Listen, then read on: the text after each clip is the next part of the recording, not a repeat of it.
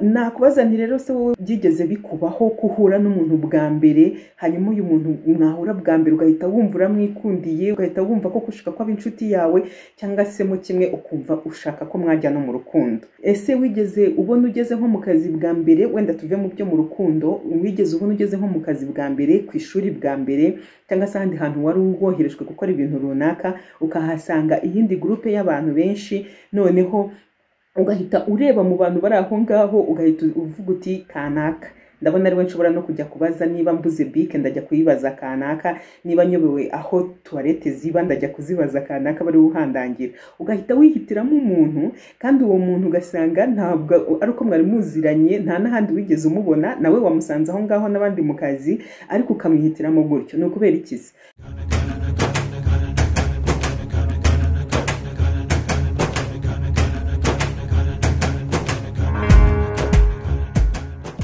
Ndagusubije cyane, nkwifuriza gukomeza kugira ibihe byiza, nguhe karibu muri video ngufi cyane y'uyu munsi, aho tugiye kugaruka ku bintu bine ubwonko bugenderaho kugira ngo bwumve uhuye n'umuntu bwa mbere, ukumva uramwikundiye, ukumva ushobora no gukomerezaho, ukaba wamusaba yuko mujya mu rukundo, ukaba watangira ibintu byo gutereta.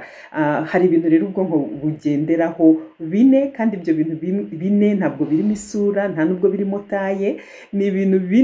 Ibyo bintu bine nibyo ngiye kukubwira. Wenda kugendera ku isura na taye birashoboka ko ubwonko bushobora kubigenderaho, ariko icyo gihe bwabigenderaho muri cya gihe uhuye n'umuntu yigendera gutyo mu nzira, atari umuntu muhuriye ahantu runaka mushobora kuvugana. Ariko niba ari umuntu muhuriye ahantu mushobora kuganira kanya gato gusa, cyangwa se ushobora kumubona ari mu bantu, ni ukuvuga ngo muhuriye nko muri restaurant, wenda muhuriye mu kazi, muhuriye muri bisi, muhuriye ku ishuri, muhuriye ahandi hantu, hari ibintu bine ubwonko bugenderaho. Ibyo bintu rero ubwonko buhita bugenderaho mu minota mike cyane gusa, nayo ndi bukubwire umubare, ntabwo isura na taye ubundi birimo. Nakubaza nti rero se wowe byigeze bikubaho kuhura n'umuntu bwa mbere, hanyuma uyu muntu mwahura bwa mbere ugahita wumva uramwikundiye, ugahita utangira kumwibazaho ibintu byinshi, ugahita wumva ko ushaka ko aba inshuti yawe, cyangwa se mu kimwe ukumva ushaka ko mwajya no mu rukundo? Ese wigeze ubona ugeze nko mu kazi bwa mbere, wenda tuve mu byo mu rukundo, wigeze ubona ugeze nko mu kazi bwa mbere, ku ishuri bwa mbere, cyangwa se ahandi hantu wari woherejwe gukora ibintu runaka, ukahasanga iyindi groupe y'abantu benshi, noneho ugahita ureba mu bantu bari aho ngaho, ugahita uvuga uti kanaka ndabona ariwe nshobora no kujya kubaza, niba mbuze bike ndajya kuyibaza kanaka, niba nyobewe aho toilette ziba ndajya kuzibaza kanaka bari uhandangira. Ugahita wihitiramo umuntu, kandi uwo muntu ugasanga ntabwo ari uko mwari muziranye, nta n'ahandi wigeze umubona, nawe wamusanze aho ngaho n'abandi mu kazi, ariko ukamwihitiramo gutyo. Ni ukubera ikizi? Ni ukubera ko ubusa naho umwikundiye, ukabona utangiye kumwishyikiraho, ukabona niwe ushobora kuba yanakumva. Ni ibintu bine rero ubwonko bugenderaho. Haba rero byo mu buzima busanzwe, haba no mu rukundo, first impressions, cyangwa se kwa kundi uhita ubona umuntu bwa mbere, bya bintu ubwonko bwawe buhita bwasesenga, cyangwa se butekereza, bukanaliza, bugasesengura ku muntu bwa mbere. Ni ibintu bikomeye cyane, ni ibintu bishobora kuba fondation, cyangwa se inkingi ikomeye y'umubano muzubaka mu gihe kiri imbere, yaba uwo mubano wo kuba inshuti, ariko cyane cyane noneho n'uwo mubano wo kujya mu rukundo. Niba rero ari ukujya mu rukundo, ibi bintu first impressions, cyangwa se ibintu wabonye ku muntu bwa mbere, bihita binakwereka niba icyo gitekerezo gitangiye kukuzamo, ese kutereta bizoroha, cyangwa se kuguhinga bizagorana. Ibyo ngibyo byose, bya bintu bine bya mbere bihita bibikwereka. Ntarabivuga rero, reka mbanze nkubwire ngo kanda subscribe. Kanda subscribe niba utarabikora, kubera ko gukanda subscribe biragufasha cyane, bigatuma umenya video zasohotse ukaza kureba izo wishimiye. Ariko kandi nanjye bikamfasha cyane bikomeye, kubera ko bituma nyine abasubscribers biyongera, noneho uko YouTube ifata channels igatuma iva kuri level imwe yimuka ku yindi, yimuka ku yindi, yimuka ku yindi. Urakoze cyane cyane kuma impano uyu munsi yo gukanda subscribe. Imana iguhe umugisha kuri iyo mpano ikomeye umpaye. Hanyuma twakomeje, nakubwiraga ngo first impressions, cyangwa se kubona umuntu bwa mbere, ibyo uhita umutekerezaho. Ubushakashatsi rero buvuga yuko mu bijyanye n'urukundo, iminota ine yonyine ihagije ngo ube wamaze kumenya niba umuntu umukunze, cyangwa se niba nta kigenda ibintu utakwirirwa ubikomerezaho. Ntabwo bibujije yuko hari abantu batangira urukundo baraciye mu nzira ndende zo kubanza kuba inshuti zisanzwe, bimwe twavugaga, ariko iminota ine gusa wa muntu mutari muziranye muhuye bwa mbere irahagije kugira ngo ubwonko bube bwamaze gukora analysis cyangwa se bwamaze gukora isesengura ryabwo, hanyuma buguhe go ahead, bukubwire buti uyu muntu koko ushobora gutangira gutereta, ushobora kumusaba nimero, ushobora gutangira kwiransenya ukabaza abandi uko ameze, ahakora, ibiki n'ibiki, ibintu nk'ibyo ngibyo. Ibyo bintu bine rero ubwonko buba bwagendeyeho kugira ngo buhite bugupropoza ibyo ngibyo ni ibiki. Icyambere ni ibyo uvuga. Ibintu uvuga ni ibintu bikomeye cyane, ubwonko buhita bureberaho bukavuga buti uyu muntu ndamwikundiye cyangwa ntabwo mwikundiye. Burya ibintu uvuga bisobanura byinshi cyane. Ibintu uvuga ushobora kuba urimo uvuga kandi igihe utari kumvugisha, uri kuvugana n'abandi hariya muri mu kiganiro cyarimbanyije, ariko ngahita mvuga nti uyu muntu agira ikinyabupfura, cyangwa se ngahita mvuga nti uyu muntu ni umuhanga, cyangwa se ngahita mvuga nti uyu muntu arirata, cyangwa se ngahita mvuga nti uyu muntu arasobanutse. Urumva ibintu umuntu avuga ni ikintu gikomeye cyane gituma ubwonko buhita busesengura mu kanya nk'ako guhumbya, bukakubwira buti uyu muntu namukunze cyangwa se uyu muntu ntabwo namukunze. Hanyuma icya kabiri ni amajeste ukora. Burya umuntu arimo aravuga uko yicaye, uko ari kumwe n'abandi, hari amajeste ukora.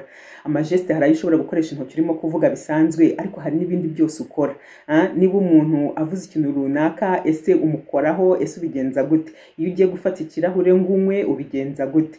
Iyo hari ikintu kigutangaje cyangwa kigutunguye, ubigenza gute? Ese uba wicaye gute? Ubugeretse akaguru ku kandi cyangwa biba bimeze gute? Ese uba urimo uhaguruka buri kanya uzenguruka mu bantu cyangwa ubutuje ubareba gutyo gusa? Hari amajeste ukora.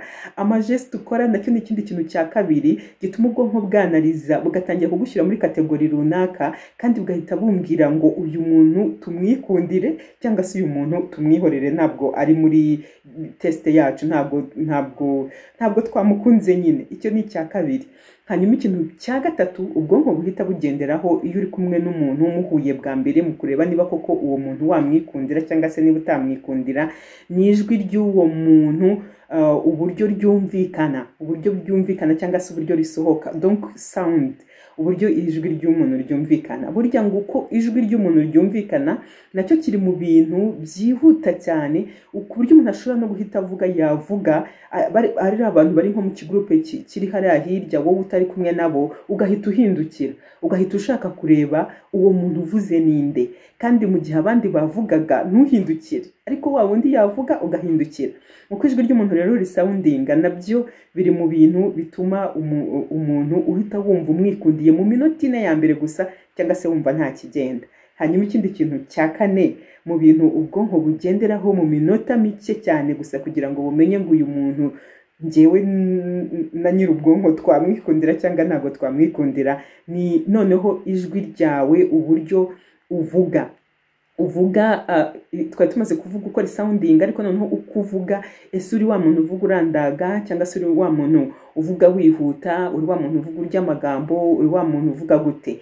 Urwo ruririmbo rero ijwi ryawe rikora, reka bari ko ndwita urwo ruririmbo ijwi ryawe rikora, nabyo biri mu bintu bikurura umuntu mu minota mike gusa, ubundi agahita atangira kuvuga ati uyu muntu ndamusaba nimero, uyu muntu ndamushaka mu buzima bwanjye, uyu muntu twaba inshuti zikomeye, uyu muntu ndumva mwisanzuyeho, uyu muntu ndumva. Ngibyo rero ibintu bine ubwonko bureberaho umuntu bugatangira kuvuga ngo uyu muntu wamwikundira cyangwa se ntabwo wamwikundira. Ushobora kumusaba nimero, ushobora kumusaba urukundo, ushobora kumugira inshuti. Ibyo bintu bikabuheraho mu minota mike cyane ukimara guhura n'umuntu, butitaye ku kuntu usa, butitaye ku kuntu wambaye, butitaye ku kuntu uhagaze, shape yawe.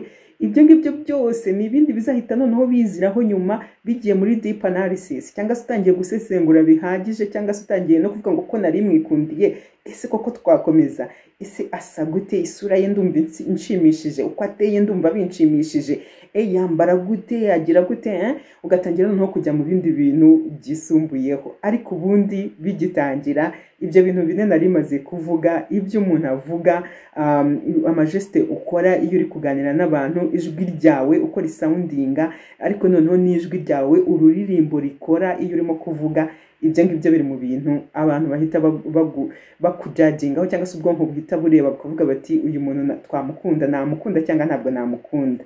Ese wowe urabitekerezaho iki? Ese ubitekereje usanga koko nibyo, cyangwa se uyise uvuga uti noneho ibi ngibi wapi? Uraza gushyira muri comment hanyuma ugira icyo umbwira muri comment. Uyu munsi ndashaka yuko by'umwihariko muza gushyiramo izindi topic cyangwa se ibintu mwumva mwifuza ko naza baganiriraho muri iyi minsi. Ariko reka mbibutse ko muri iyi minsi turi muri guma mu rugo, uko internet izajya inkundira kwa gatandatu cyangwa se ku cyumweru nzajya nkora live tuze tuganire. Nzajya ntegura ikintu turi buganireho. Ubushize kwa gatandatu nari nasubije ibibazo bitandukanye, nta kindi kintu cyihariye nagendeyeho, ariko ndaza gushyira muri community tab noneho mbabwire icyo tuzaganiraho muri weekend igiye kuza live. Ndagushimiye cyane wowe wakanze subscribe ku iyi video yari irimo kampa y'ampano nifuzaga cyane y'agaciro gakomeye. Urakoze cyane, urakoze cyane.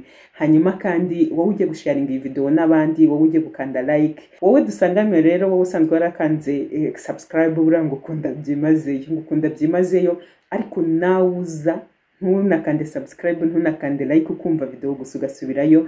Ni kuri nawe ndagukunda, dukunda abashyitsi muri uru rugo. Imana iguhe umugisha rero, naho muri video itaha.